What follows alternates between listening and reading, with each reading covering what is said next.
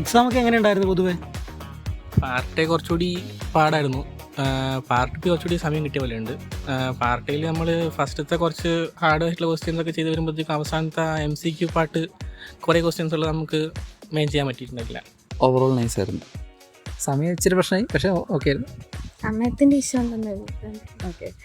Last time വെച്ച് നോക്കുമ്പോൾ എങ്ങനെ ഉണ്ടായിരുന്നു? ആപ്റ്റിറ്റ്യൂഡും ഡ്രോയിങ്ങും എങ്ങനെ ഉണ്ടായിരുന്നു?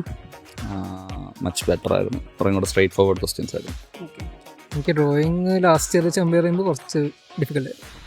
ഡ്രോയിങ്ങിൻ്റെ പാർട്ട് കുറച്ച് ടൈം മാനേജ് ചെയ്യാനായിട്ട് പറ്റിയിരുന്നോ? ടൈം കൺസ്യൂമിങ് ആണ് ഈ NETയും ഒക്കെ.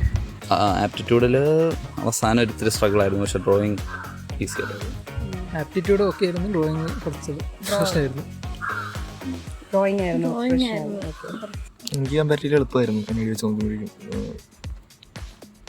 പക്ഷേ ടൈം കിട്ടിയില്ല. Time management.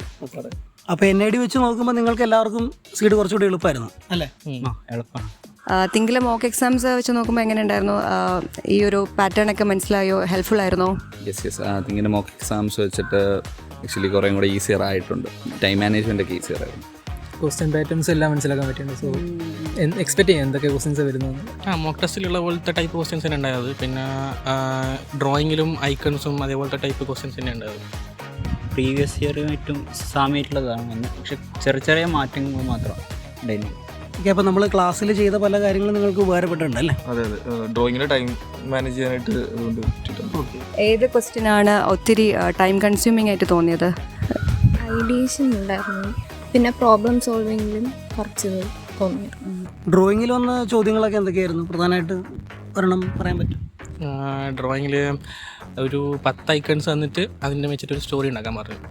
അപ്പം സ്റ്റോറി ഉണ്ടാക്കുമ്പം ഒരു ഫ്രെയിമിൽ 2 ഉപയോഗിക്കാം. പിന്നെ ഒരിക്കൽ ഉപയോഗിച്ചാൽ പിന്നെ ഉപയോഗിക്കാൻ പറ്റില്ല. അതായിരുന്നു ഏറ്റവും കൂടുതൽ ടൈം എടുത്തിട്ടുള്ളത്, ടൈം കൺസ്യൂം ചെയ്തിട്ടുള്ള ഒരു ചോദ്യം അതായിരുന്നു ഡ്രോയിങ്ങിൻ്റെ? എനിക്ക് പേഴ്സണലി സീൻ ഡ്രോയിങ്ങും പിന്നെ ഐക്കണ്ടി ആയിരുന്നു.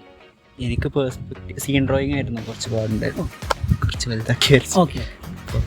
ഡ്രോയിങ് തന്നെയായിരുന്നു time consuming comparative. Out of 10 rate ചെയ്യാൻ പറഞ്ഞാൽ എങ്ങനെ? 8.5. ഡിഫിക്കൽട്ടി 8.5. 7.5. 7. 6 റേഞ്ച്. 8 മാർക്ക് കൊടുക്കും.